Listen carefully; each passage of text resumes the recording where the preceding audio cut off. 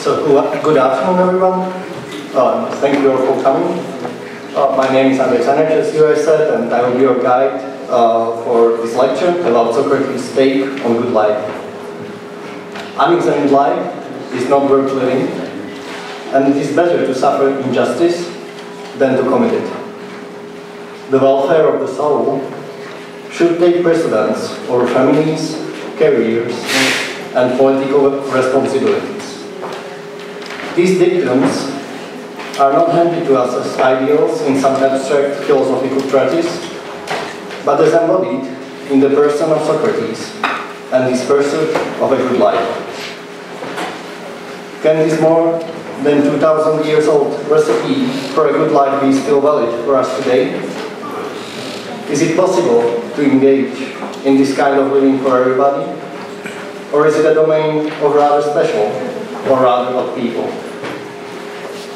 Giving a lecture on Socrates and answering these questions will be our honored guest, Ryszard Legutko. Professor Legutko is a professor of philosophy and politician, publicist, translator, and commentator on Plato. He completed his studies in English philology in 1973 and in philosophy in 1976 at the Jagiellonian University. In the 1980s, he edited an underground magazine, The Ark, and was a co-founder and the chairman of the Association for Educational and Scientific Center for Political Thought after the fall of community. In 2005, he was elected to a seat in a Polish Senate, where he became deputy speaker. He served as Poland's education minister and the Secretary of State in the office of President Lech Kaczynski. He is currently a member of the European Parliament for the second term. Besides numerous journalistic texts, he is an author of well-received and acclaimed books such as Plato's Critique of Democracy, an essay on the Polish soul, and the book on today's topic, Socrates, published in 2013. This book was a culmination of his more than 20 years lasting examination of Socrates, and it received prestigious Polish Literary Award, Nagrody Literackiej in memoriam Józefa Mackiewicza. And now, please help me to welcome Professor Ryszard Legutko.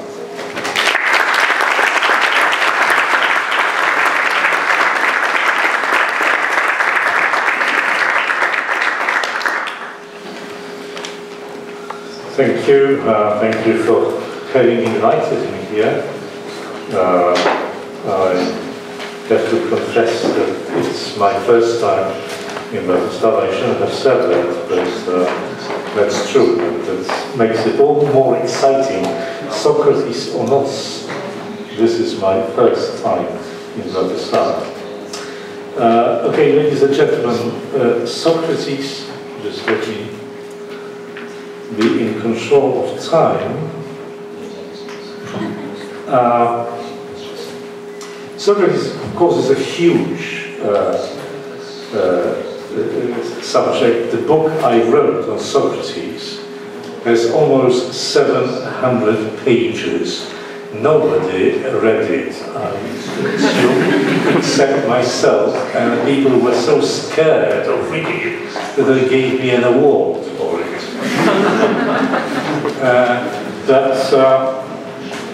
I will not be very detailed, because there is no point at the occasion like this. I think Socrates is a fascinating man, a fascinating thinker, and his philosophy opens up several questions. And these questions, I think, are so important no matter which time we live in, that they are also relevant to our times, as to any time. It's not that Socratic philosophy is topical. It's the point that it is timeless, that it describes permanent questions with which human beings have been confronted from time immemorial. Now, you know probably more or less who Socrates was. He was a Greek philosopher who never wrote anything. No, that's not true. He wrote short religious poems at the very end of his life that has not survived except some... sorry, I have to turn off this bloody thing. That did not survive except some small fragments. And then the mission of Socrates, which he said was bestowed on him by God, or by gods, was to talk to people and to examine their knowledge. So he spent his life in Athens. He was an Athenian living in Athens. His entire life, except when he was in the army, asking people questions. And then he spent his several decades of his life walking along the streets, detaining people and asking them questions. He came from a rather, I think, rich family, but he lost most of his money, and we do not know that he had any. He had, his wife came from an aristocratic family, probably, but she was not quite happy with a husband like this because he didn't earn any money, right? And he hardly spent any time at home. He preferred talking to strangers or not strangers in the streets. So as a result of this talking, he was, at the end of his life, as you know, he was sentenced to death. And he was executed. A very strange way of executing people. They asked him to drink poison. Now, the first question that usually interests people was, why on earth did he talk to people in the street his entire life? I mean, didn't he have anything more interesting to do? I mean, is it really fascinating talking to people in the streets? And the second related question, why did the Athenians sentence him to death? Athens at that time was the center of the world culture. The greatest playwrights, poets, philosophers, you name it, were there. All the possible geniuses. It was a free country, right, thriving with culture, thriving with activity. Why did the Athenians sentence one of its most illustrious citizens to death? Because he talked to people?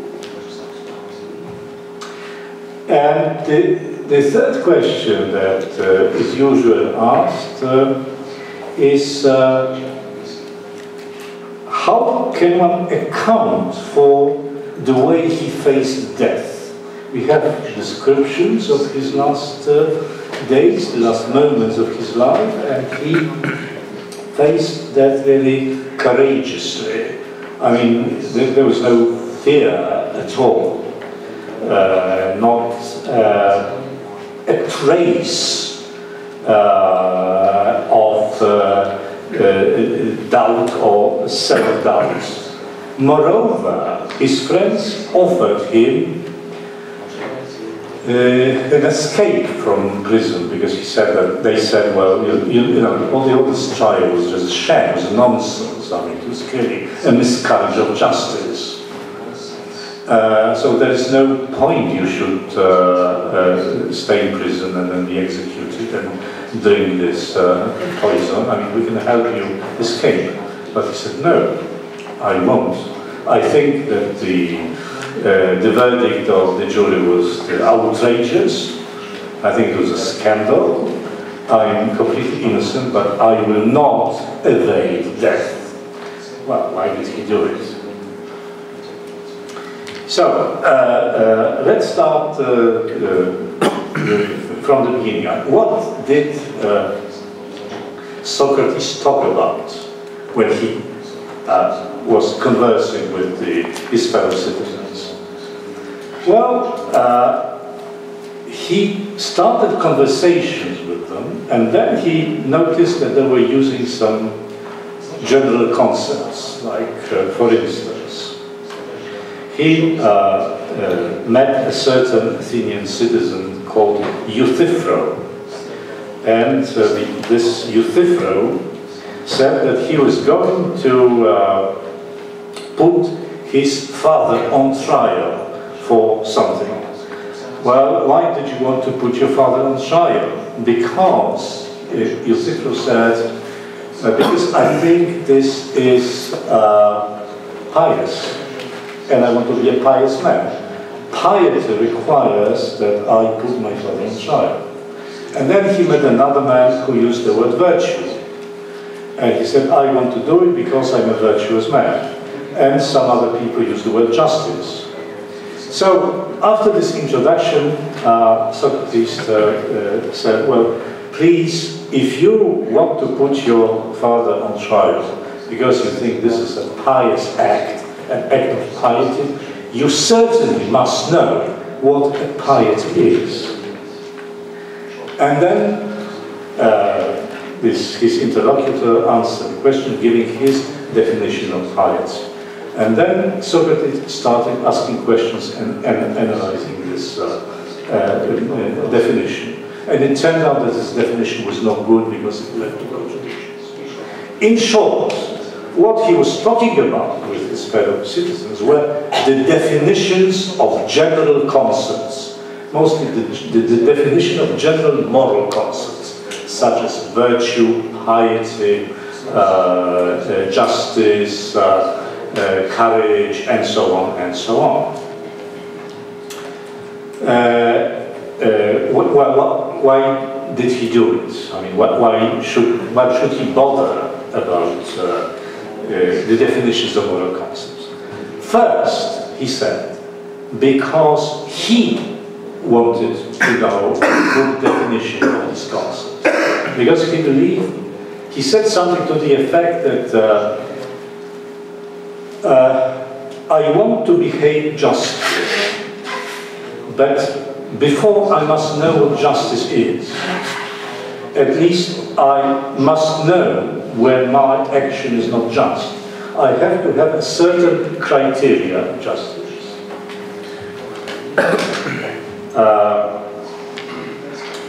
But I come to this point in a moment. But the second reason why he asked the questions of definitions was that he noticed that in the Athenian society, people had a tendency to use general concepts. If they wanted to justify their action, they appealed to a general concept. So why did you do it? I do it because it is in accordance with justice, virtue, whatever, right?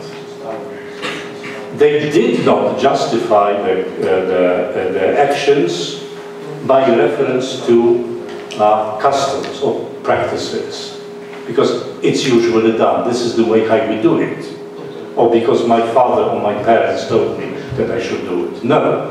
There was this type of abstract thinking. No, I do it because I think it accords with justice, virtue, etc., etc. And this shows a very interesting trait of the society in which Socrates lived. And Socrates lived in a very peculiar society, namely a democratic society. He lived in a democratic society.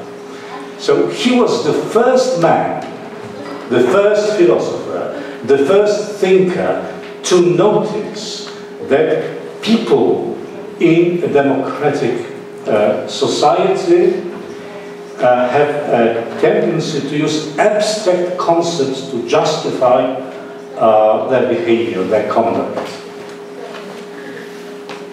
But that's point number one. Point number two is he noticed that they use these concepts thoughtlessly. They use this concept in an arbitrary way. They give these concepts the meanings which serves their purposes. They never analyze them. And the meanings of this concept is changing, like waves, all right, a series of waves, depending on what the people think is right at a certain moment. So he was struck by this fact that the meanings of the concept, the definition of the moral concepts, in fact the definition of what is good or bad, what is right or wrong, what is just and unjust, is in the hands of the demos, in the hands of the people. And in a way, people vote, so to speak, on the definition. That is, the majority in the current state of mind believe that just is so and so. And sometimes this opinion can change overnight. There was various examples of the courts, Athenian courts, that sentenced a group of people to death, and the next morning they changed their minds because they went to bed, you know, they had a good sleep, and they woke up in the morning and said, well, come on, maybe we overdid it, right? Sometimes these the people who were sentenced were lucky enough to survive, so the sentence was revoked and they saved their life. Some of them were not so lucky.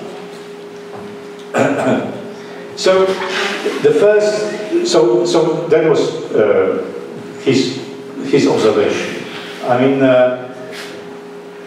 the democratic society or democracy in general tends to destroy the meaning of moral concepts or general concepts as such. The demos, Plato later on compared the demos to a huge beast, not very clever, not very intelligent, sometimes violent, that can be manipulated. So, Socrates' intention was to save the absolute character of definitions. I mean, what is just and what is not just, what is good, what is not good, what is beautiful, what is not beautiful, cannot depend on the will of the people. This is not something you vote on or decide by the majority rule. This is something that has to be discovered by a thinking, reasoning mind. But that was the starting point. And then the next stage was that if this is so, I mean, if the moral definitions can be discovered and can be made independent of the will of people, but also, he said, independent of the will of gods, Greek gods. You know what Greek gods were. They were not really virtuous gods. I mean, Zeus was a notorious womanizer, right? And his wife was no better. So he said, this cannot depend on the will of men, of the demos, the majority, or of gods. I mean, this has an intrinsic value. And if this has an intrinsic value, I, a human being, a thinking being, who have a reason, it is my power, it is in my power to detect, to discover the essence of this concept. But this is no easy task at all, and he was very well aware of that. Most of the Socratic dialogues of Plato are inconclusive because these elective researches carried out by Socrates often end up in a dilemma or in a fallacy. But he said, well, we must try very hard because this is the only way you can know what moral, which actions are moral and which are not. And this is the only authority to which you should obey. And now we understand why people in Athens hated him.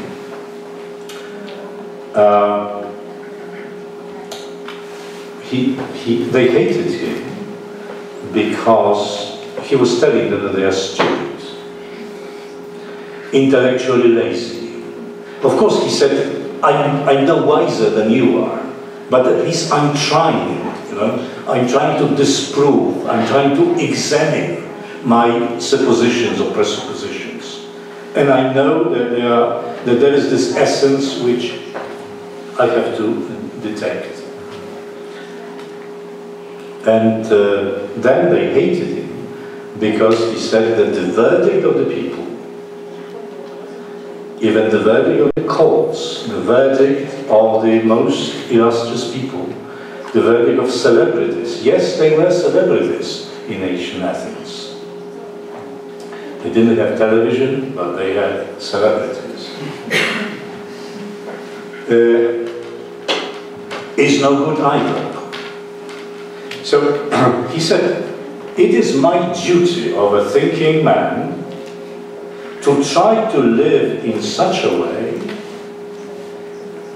that I am not lured by what seems to be, but I am obedient to what is. Well, to put it differently, there was one of his favorite distinctions, seeming and being. Everybody wants to, says, right, he wants to be, well, just and virtuous. But Socrates said, well, are you sure you want to be just and virtuous? Or perhaps you like to be considered by people to be just and virtuous. Being considered by somebody else to be good or bad, virtuous or not. This is extremely important in such a society as a democratic society. You want to be liked and accepted. You must be liked and accepted. If you are not liked and accepted, you will make no career at all. You are lost and you are doomed, because nobody will support you, nobody will vote for you. But his point of view was different. He was, in a way, he was contemptuous of it. He said, no, I don't care what they think of me. This is not my authority. The final authority is whether the authority which tells me if I am just or not just. But that requires a constant examination and re-examination, not only of what I say, but only of what I do. That is why he said that the life which is not examined is not worth living. I mean, you have to examine your life. And then we come to another issue, I think, which is important, the issue of good life, or the issue of happiness. This is something that was probably not the number one issue for Socrates, happiness. But he used this word occasionally. He didn't say he wanted to live a happy life. He usually said he wanted to live a just life. But happiness was in a way closely connected with it. Now, what is happiness? The Greek had a word for it. The Greek word was eudaimonia, which means literally to have a good spirit, or to be in a state of good spirit, or something like this. And certainly happiness did not mean the same as pleasure. Happiness was not pleasure. But so what it was, if it wasn't pleasure? Let me make a distinction which is implicitly, I think, to be found in Plato's writings. This distinction comes from the answer to the question how you can view your life. How can people view their lives? How can they look at their lives? And there are two basic ways.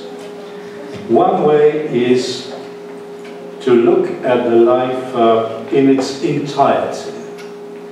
And you assess your life, you qualify your life in its fullness, right? From the day you were born until the day you live, or the thing that you die. And the other view is that your life consists of episodes. It's episodic. And the Socratic view was certainly the first one. That is, and actually that was the view of most, if not all, great Greek classical philosophers. Also Christians, well, medieval philosophers too. So what he said was that if you examine your life, and your life is just and virtuous and so on, it gives order and meaning to its entirety. And this state of satisfaction or state of fulfillment which you have if you look at your life is called happiness. So if you ask somebody whether are you a happy man or not, he cannot say, yes, this week I've been very happy, but last week I was miserable. No way. Happiness is a quality that relates to one's entire life. So when he was examining and re-examining the moral definitions and his actions, he wanted to have the consistency in his life. That's why he didn't escape from prison. He didn't try to save his life. That is the reason why he did not fear death when death came. Because he said, I've been working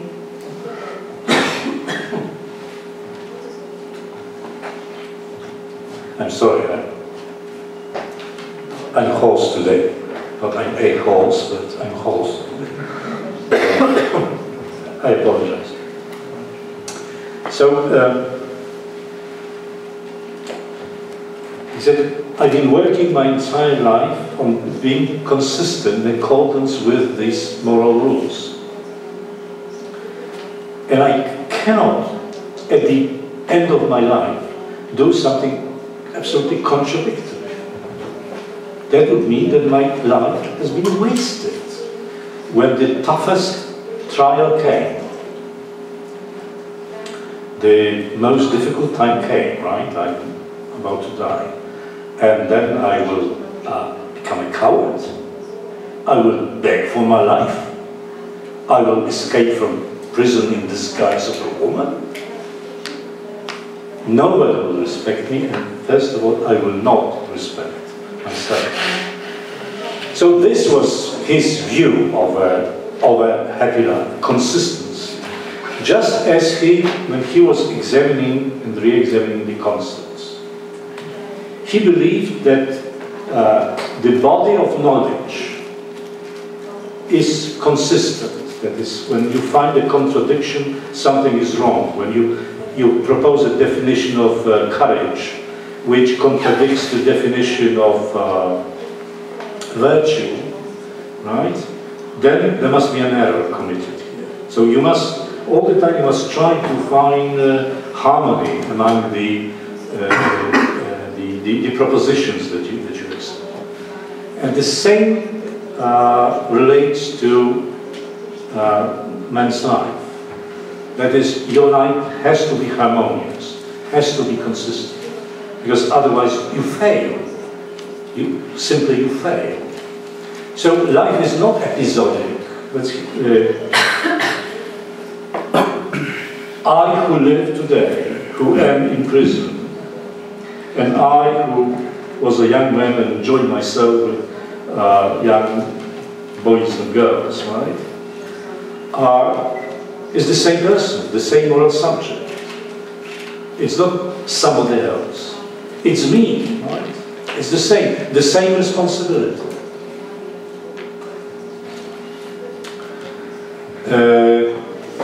Well, this is, of course, extremely difficult, especially when comes a problem of pleasure. Pleasure, mostly sensuous pleasure. Of course, Sokrates was not against pleasure. No Greek was against pleasure. Pleasure is an integral part of man's life.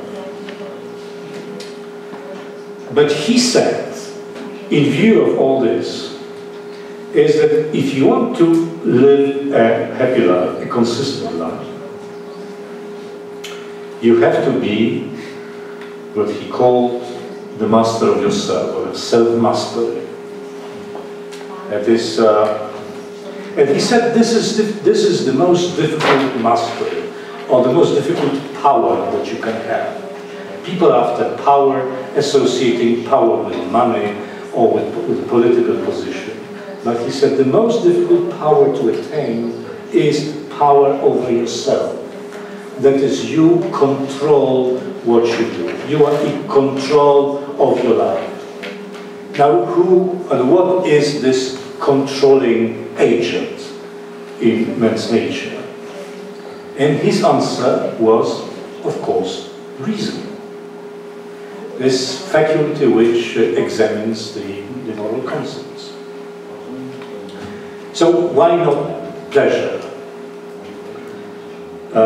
Is pleasure not a part of our nature? Should we despise pleasure? Well, yes and no. I mean, first he said pleasure will not give you happiness in the sense that I already pointed to a while ago. Because first, pleasures are rather short and are contradictory. And pleasures are usually followed by frustrations, right? Or sadness. But mostly they are contradictory. They will not give a unity to your life.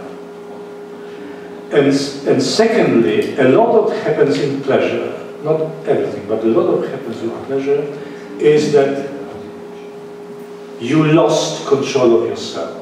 Right? You are carried by pleasure. You are carried by passion. You're not the master. Something else has got hold over you. Well, physical nature or whatever. But that's say the basic part of the experience of pleasure. That you let yourself be carried by the force that is with you, that is in you. Rather. But Socrates said, I mean, this, you have to be very careful with that. He was not an aesthetic, right? He didn't believe in, he was not, as I said, against pleasure as such, but he said, be careful, this is not the master. The pleasure cannot become master you because it will destroy, it will lead you back to the episodic life. And the episodic life is no good life. So that was more or less what he said and what he did, and that explains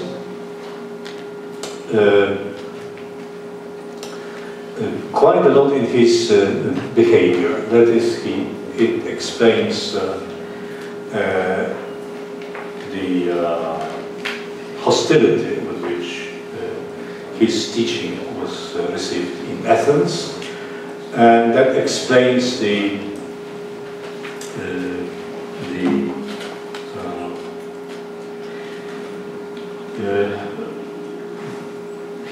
attitude to death and what happened in the final moments of his life. Now, what Socrates said was later on developed by Plato and then by Aristotle. Of course, it had some variations. But generally, this was the basic teaching about human nature for many centuries. That changed somewhat in the modernity. What changed in modernity? There was a whole discussion about the possibility of reason to achieve all the things that Socrates hoped reason would achieve.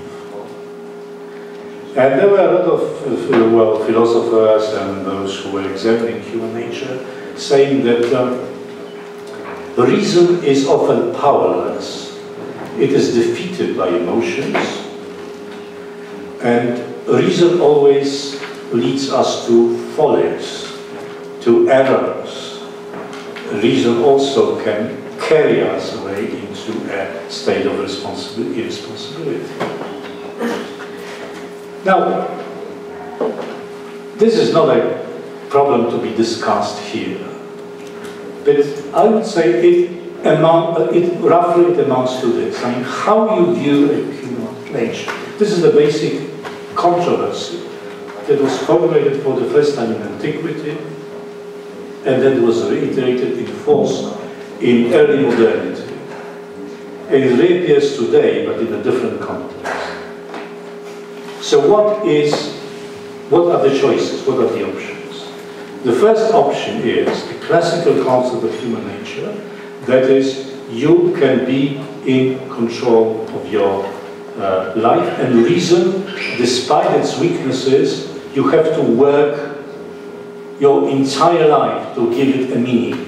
If you don't, if you are unable to give a meaning to your life, to make it consistent, you are unhappy man. You mean your life is a futile life, right?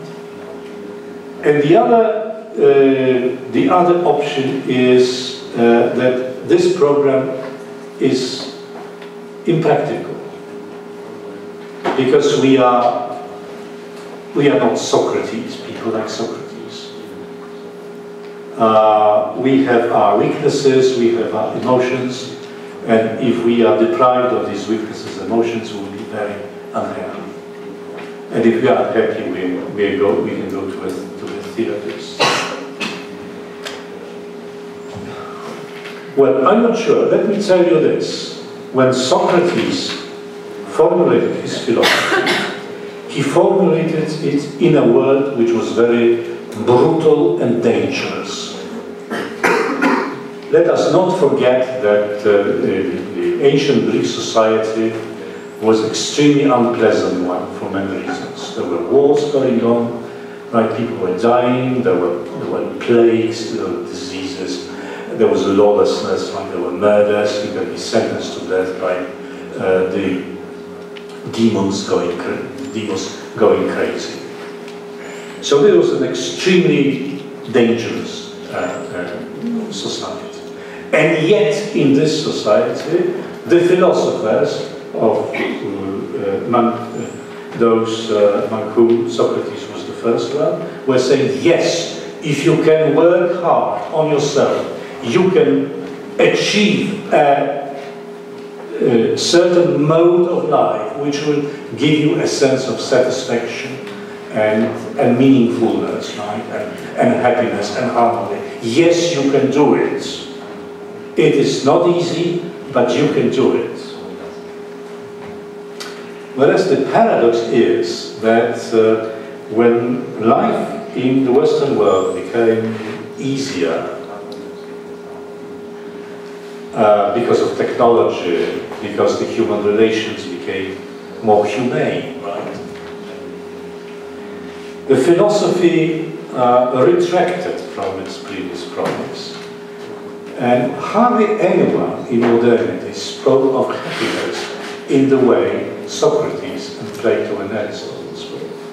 They never used this word in the original sense.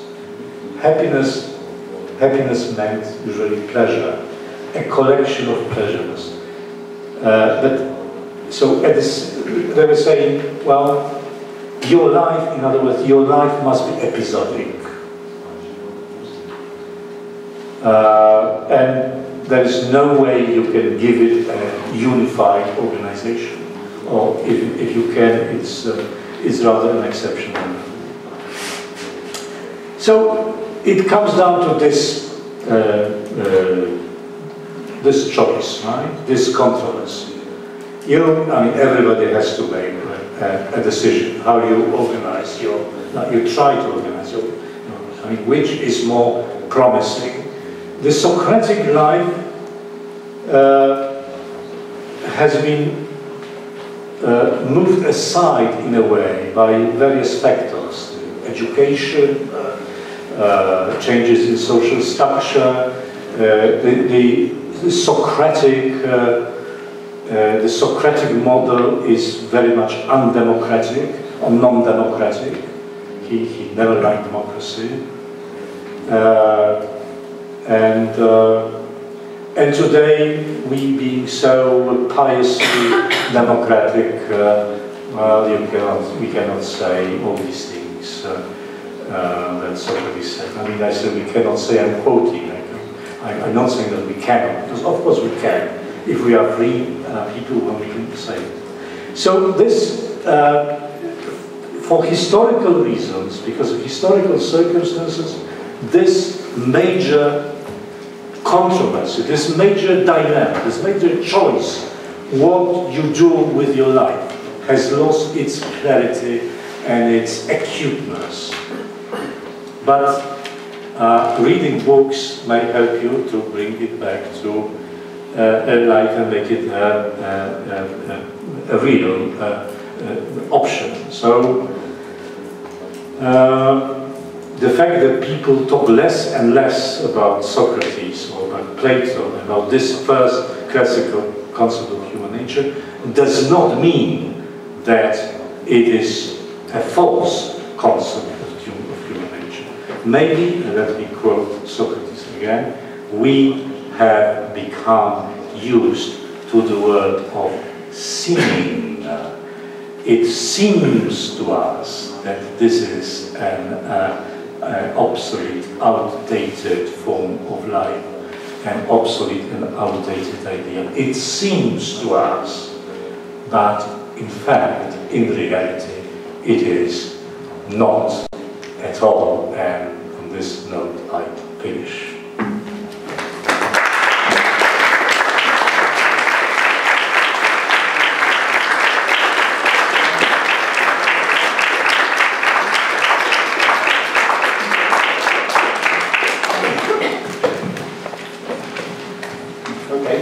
Thank you for this panel lecture. Maybe I'll add a question or two and then I'll pass the word to you. But what I would like to ask, I was talking to my grandmother last night and told her about today's lecture. It will be about Socrates. Well, she didn't know who he was. But I told her that it will be about good life or happy life. What does it mean? And well, she's a good cook, a sweet person, rather sweet person.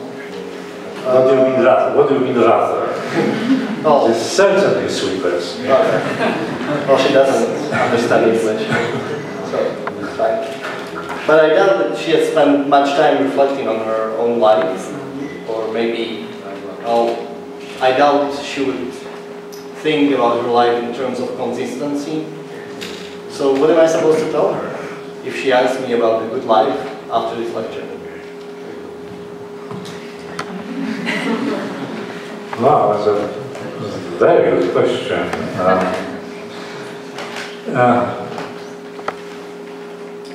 Well, just tell her what you heard and ask her what she thinks of it. And if she says, well, it's a bunch of rubbish, then don't tell me that she said it's a bunch of rubbish.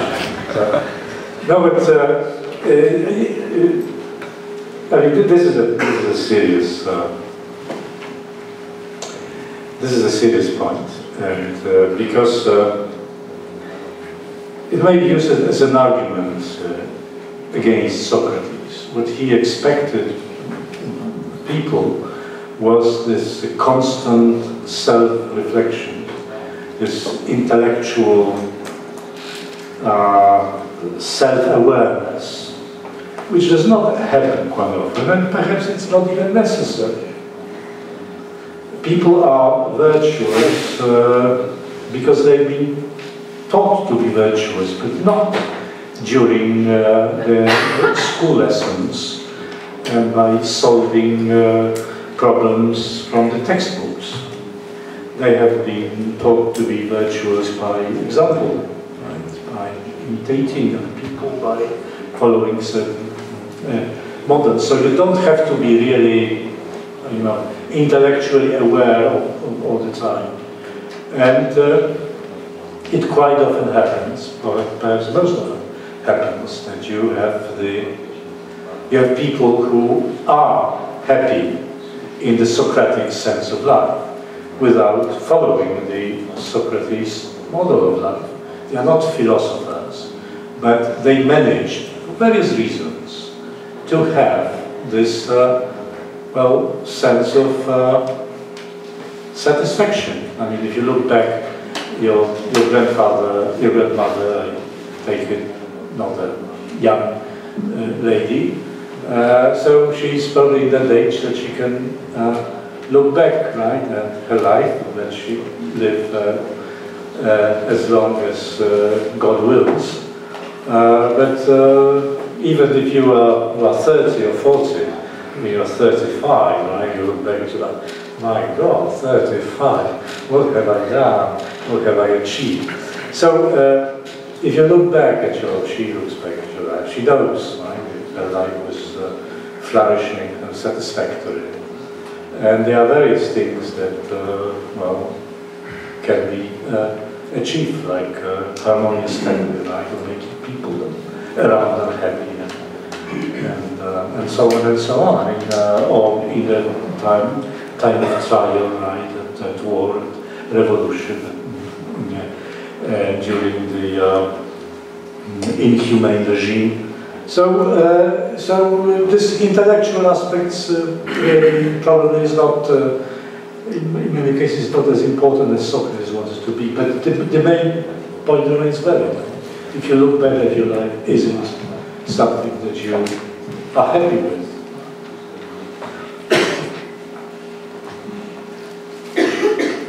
Okay, thank you for an answer.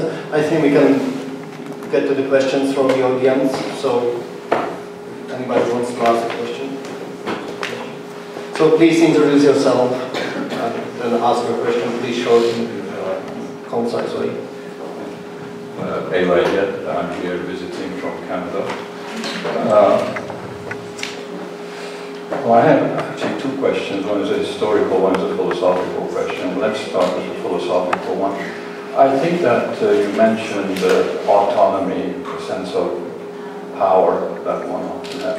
And you raised the problem of modernity. And I want to come back to Socrates or Plato, his very unfavorable description of what he calls the democratic character. And I think in modernity, and I think it was Spinoza who first introduced this notion that we have to think about not only our power to act, but our power to be effective. And it seems to me that what is missing in the Socratic view of human nature is that we also want to be open to different ways of being effective yes, reason, self-control, unity, harmony, but there must also be diversity, and I think that one of the problems, general problems with the Socratic attitude to the democratic person, as he calls it, is that he seems to deny the openness, if you wish, to different ways of being affected. That's my philosophical question. Mm-hmm. Thank you. Well, there is diversity and there is diversity. Yes, I can agree that this notion of being affected does not play a sufficient role in Socrates. Maybe, well, if you try hard, you find some thoughts on that, but generally I take your point. But that may be an argument against Socrates, but I don't think it's an argument against the classical view of human nature, because if you take Aristotle, who is very explicit on this, that you, through interaction, right, you form your character. So you have to be open to what comes from outside, from your interaction with the world. But having said that, I also add that, yes, essentially, the classical concept is non-democratic because the model is a hierarchical model. It's a hierarchy. You may have all sorts of diverse elements. There is this pyramid sort of hierarchy structure, and then there is this supreme rular that organizes it and puts everything in its place. And Plato's argument against democratic man in the Republic is precisely this, that there is no hierarchy in it, that they consist of various episodes, we can say, although he never uses this word. But a democratic man is like a multi-colored coat. I think that's the metaphor that he uses, right? A coat of many colors. You have this color, you have that color, but there is no unity in it. So a democratic man is an unhappy man in this sense, because he wants to be a soldier, and then he becomes a philosopher, and then becomes well, a monk, and then there is nothing that gives unity. And that's why Plato's argument goes that he becomes dominated by, well, tyranny or by wild, uncontrolled elements, political or psychological. Well, whether this is entirely true or not is beside the point. But yes, one of the problems that I think we are confronted with is to what extent you go ahead with democracy as a model for human existence. That should human nature be democratic too? Maybe it's a wrong sort of way to look at human nature. And the same goes for religion, right? How you view religion, and that also explains your interaction with the world. That Plato had a lot of things to say about it. So I think this is a choice that you make. In a way, this sort of diversity that Plato describes is tempting, is very easy, but whether it fulfills its role, well, I don't know. I would not be the best person to judge this, but I certainly think that this democratic versus aristocratic approach to human nature and to morality is a serious choice, and there can be no ultimate compromise between the two.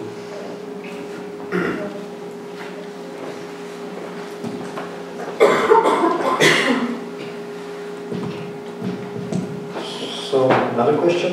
Yeah. I said I had two questions.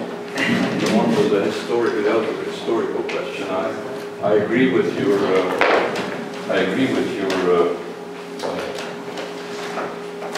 description and praise of Socrates, how he reacted to his conviction. I'd like to talk a little bit about his conviction, because you raised that question too. The question is, why was he condemned? And perhaps I'm being a bit mischievous, but would we not want to think of Socrates as a kind of a proto-Paul who presented the same kind of threat to a society, a polytheistic society, with his fundamentally monistic conception? Because I think when the trial, the conviction comes, it's about his views about religion that was most disturbing. And his views about religion were fundamentally monotheistic views, fundamentally undermining the social fabric. Now, of course, there were personal problems with Socrates, his associations with different people, which you could talk about. But I think this was a fundamental, and it played probably, I think, probably the same kind of role that Paul and Christians played in Rome. And Socrates' trial was kind of a premonition of what happened to the Christians. I don't know what you think about that. Yes, I think religion had a lot to do with the conviction, and yes, his views were generally monotheistic, though occasionally, if we are to trust the testimony of Plato, Xenophon and Aristophanes, occasionally he used plural forms. And he used sort of, once he used spoke of gods, and another time he spoke of God. Whether that was the reason why, whether this undermined Athenian religion, and Athenian religion was something, Greek religion was something different from Christianity, not in the creed, right, but it was different. It was political religion. It was a part of what constituted the Greek society. There was not a question of faith, right, of religious experience. There was about sacrifices, rituals. If you are a good citizen, you have to do all these things because it helped your city to survive under the protection of gods. Well, maybe, but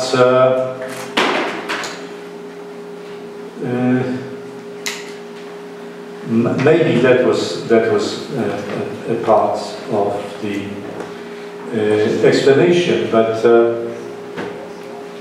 actually, from the legal point of view, this religious part of the accusation was the weakest one. I mean, you could argue that he corrupted people, because you could give the examples, right? I mean, there were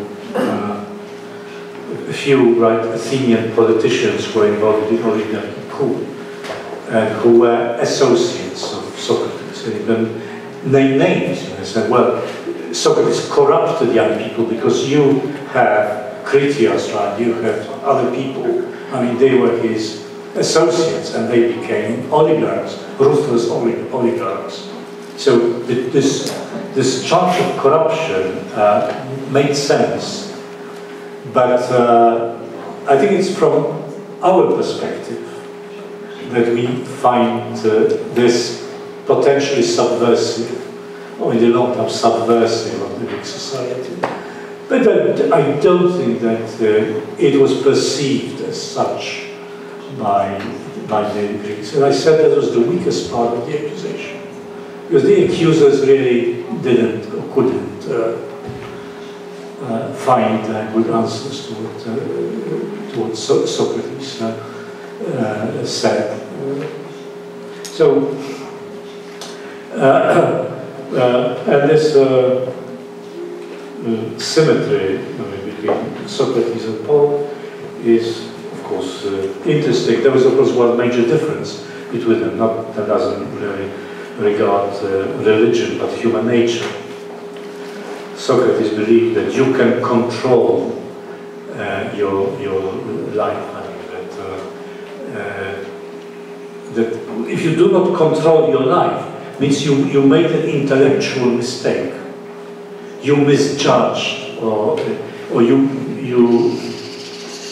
you defined implicitly, at least, the moral concept in the wrong way. Whereas for Paul, he saw that people could, man could know very well what was going to do was wrong, and still he did it. So that was something that undermined this faith in the power of reason which Socrates had.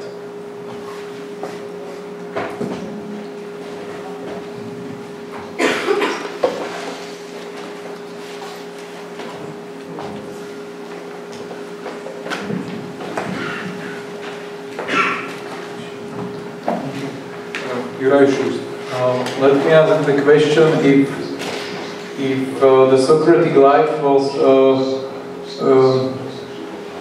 really rational, if he was consistent in living according to reason, yes, he faced death. But when he was searching for definition, it seems that he lost.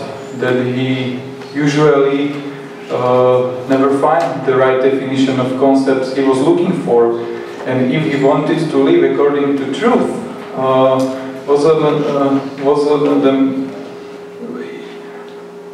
is it more true that he was living according to some inspiration for living in truth, that if he in fact lived according to truth when he couldn't find the final definition of concepts he was looking for? Thank you. Well, you know, the definitions. I mean, I think there is no definition with which Socrates was entirely satisfactory. In fact, there are very few of them. What you read in Plato are various attempts to define and then redefine. I mean, you can find some statements which are interesting. They're not analytical statements that he formulates, but sometimes, well, you must be aware that a lot of what he did had a sort of negative character. That is, not only that he did something, but more often he refrained from doing it. He said, I will not do it because I know it's wrong. So at least he was consistent in this. He said, I mean, he didn't say it, but I can say for him in a way, that if he were to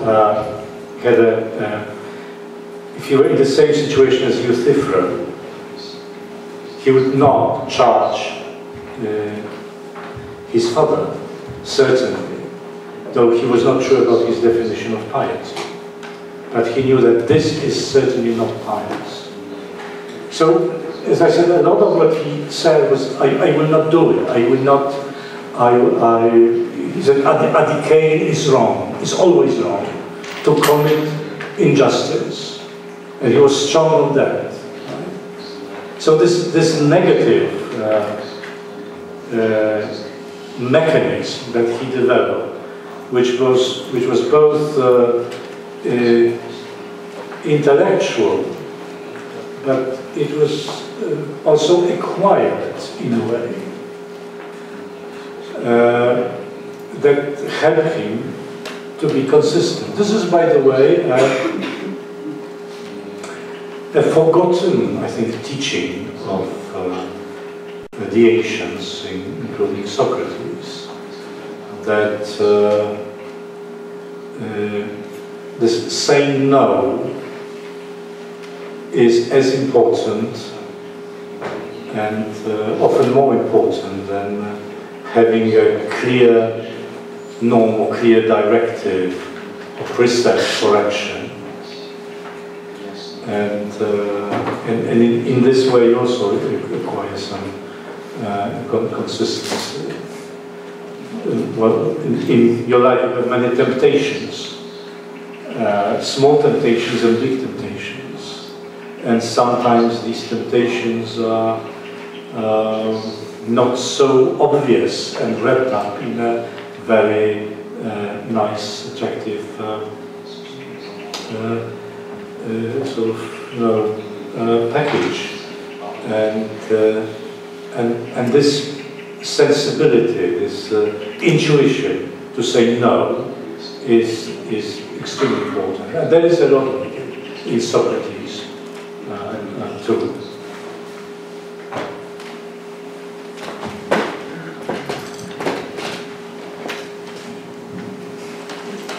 My name is Yarmon. I would like to ask to relate to all of last things that you said.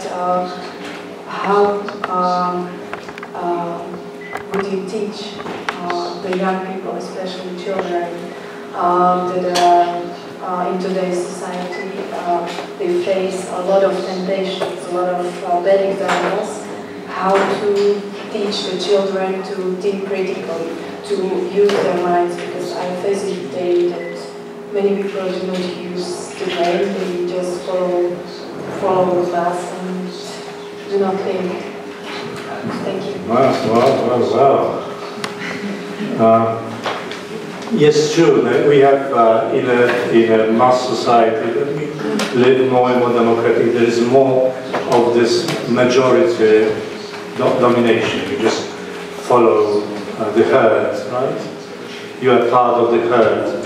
In your kindergarten, you're also part of the herd. Right? But well, who said that education is easy? Seeing all these things, we shouldn't capitulate, and we shouldn't really underestimate the power of reason. One of the causes probably is that this electric type of conversational examination has been forgotten. We do not do it. Right? We do not do it with our children or grandchildren.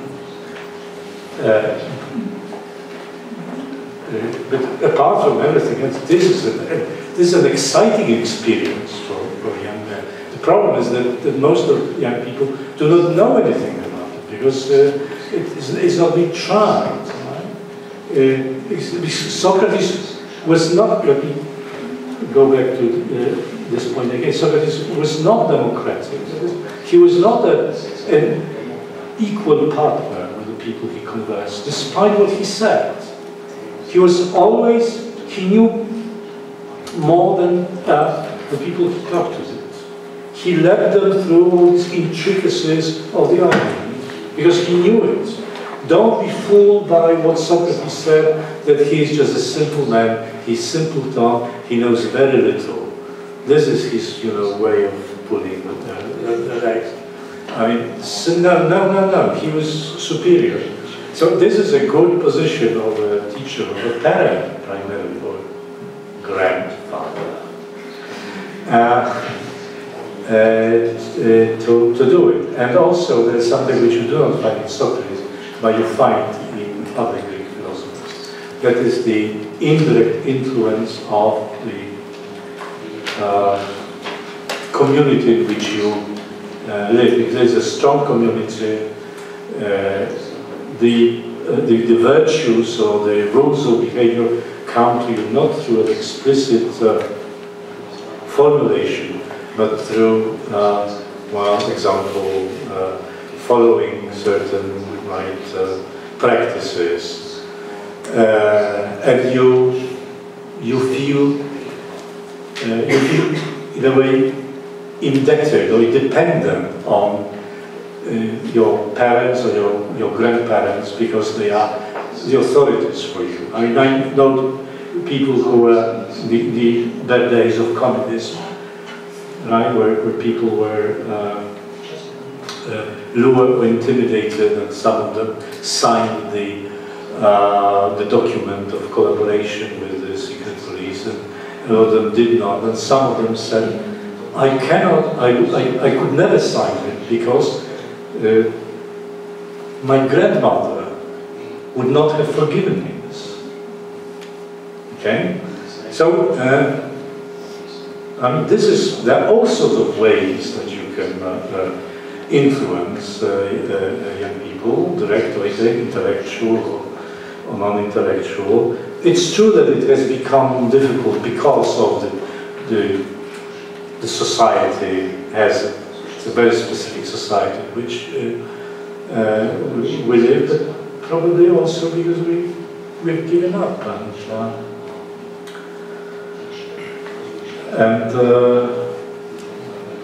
well, probably we don't have time to do it. And Socrates, let me remind you, had a lot of time because he had no job, but he also had no money, and his wife was not very happy with him, so it works both ways, right? His disciples were, but his wife was not. And his sons, he had 3 sons, and he was a very bad father. Aristotle, in one of his books, in Rhetoric, he gives mentions Socrates' sons as the example of the disastrous lack of education.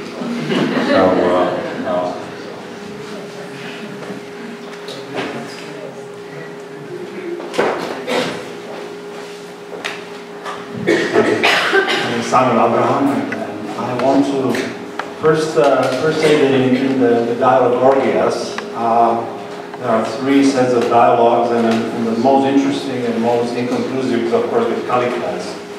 And there are some authors who says that actually all the rest of Plato's dialogues, all the dozens and dozens of dialogues, is an attempt to respond and confront Callicles, who is his ultimate modern figure, our figure, as he could be around. Maybe you are too, because you are in politics. So he's a figure who is admired both in the 19th century and 20th century. And Socrates recognizes a tremendous power in Callicles. And his first description in Gorgias, but then indirectly in Republic, is that how to navigate his eros. Not the eros of pleasure, but of his energy. How to make him a man, a good man, that can either examine his life or control whatever things you mentioned. Now, I have 2 questions for you, and they're very separate, actually. One is whether you see, and you're reading and writing about Socrates, and mostly through Plato, of course. Did he provide any decent account eventually how Callicles' eros can be navigated to a proper direction? That's one. And the second, I heard that you were a minister of education and you were in politics in an office of a politician who is rather infamous in Europe, maybe not in Poland, Mr. Kaczynski. How did you, as a modern Callicles, confronted this reality that you were in a position of politics which is which is ridden with corruption, ridden with cynicism and hollowness. And how did you use Socrates and Plato's analysis of Callicles to help you to survive there?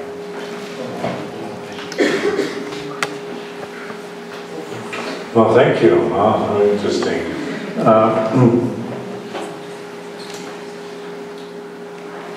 Well, Gorgias, Callicles, in fact.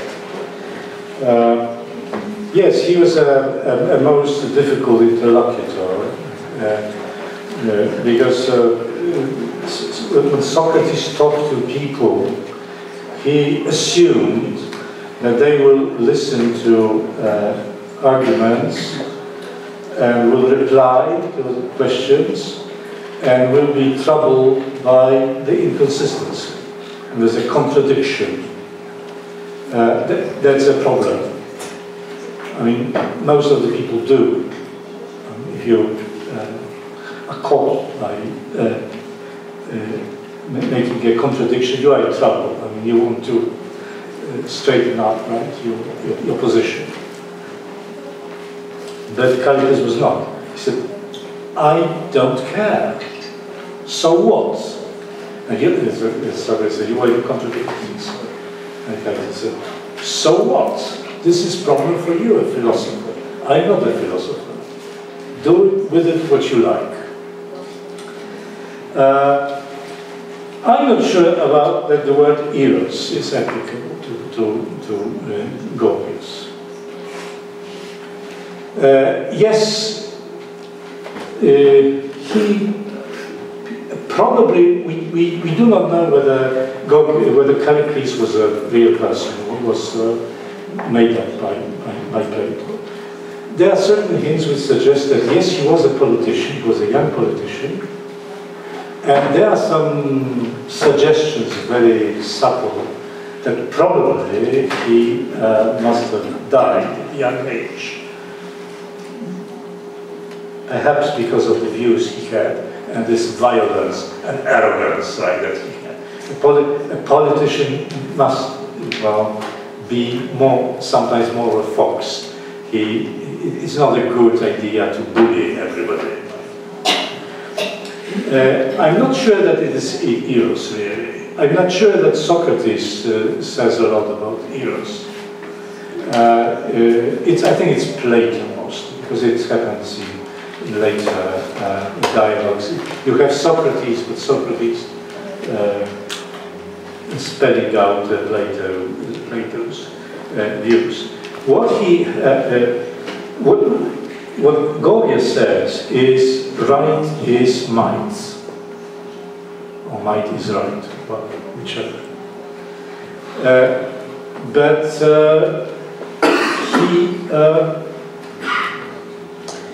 I would say that he's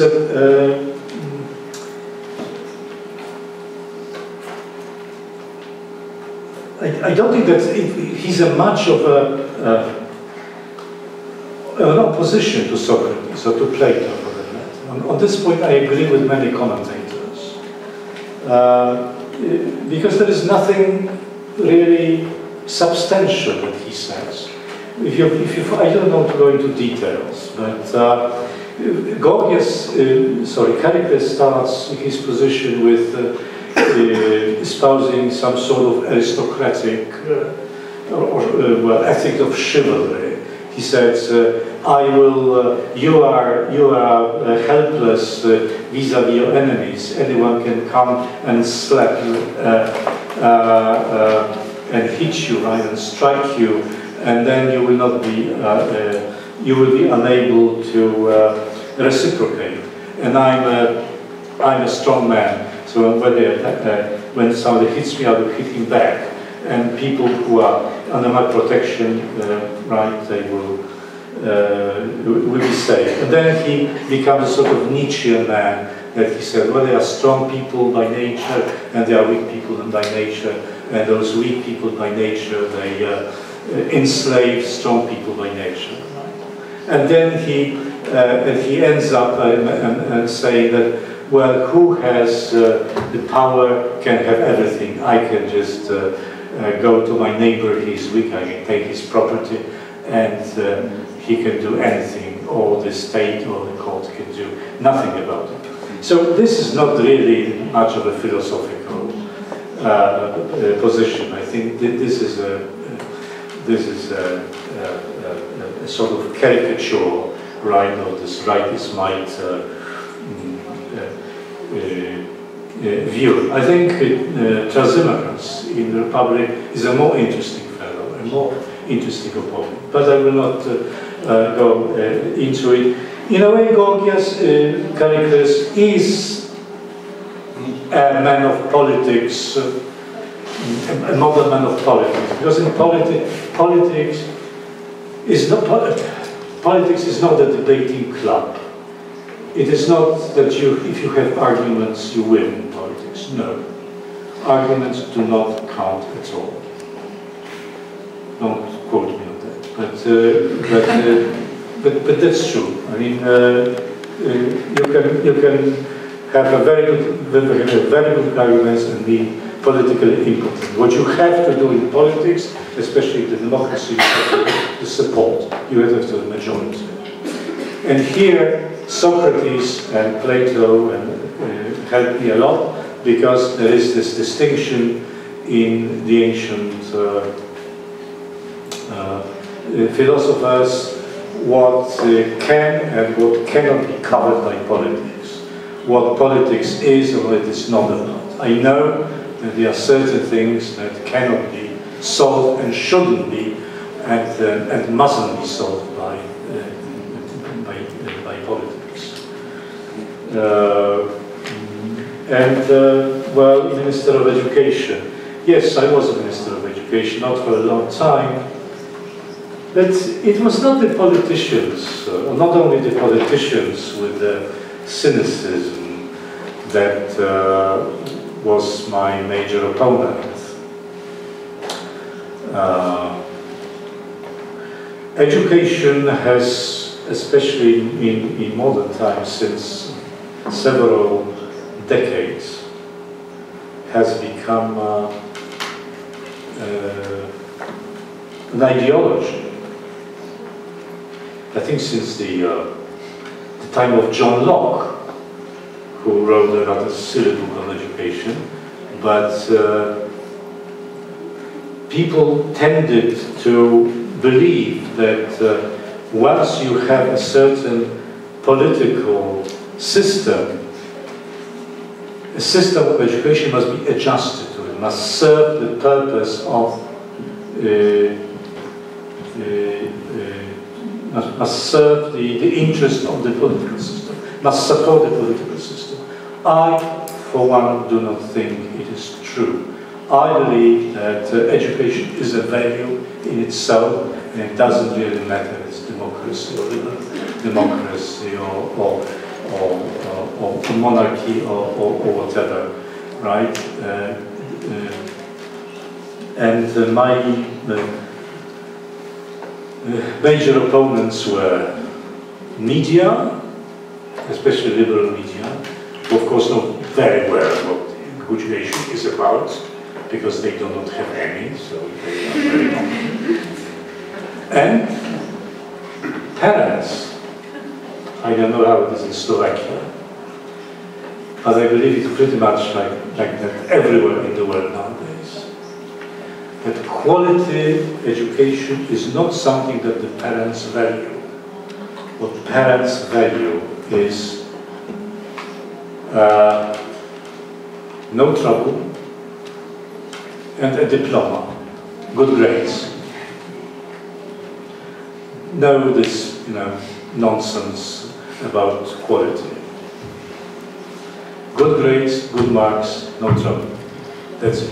Not too much to learn, because it spoils the character. Young people have to enjoy themselves, they have fun, and you give them all this mathematics. Who cares about mathematics? So this was the problem. As I said, I don't know if it's here a similar approach, but I suspect it is. So that was my problem with the Minister of Education.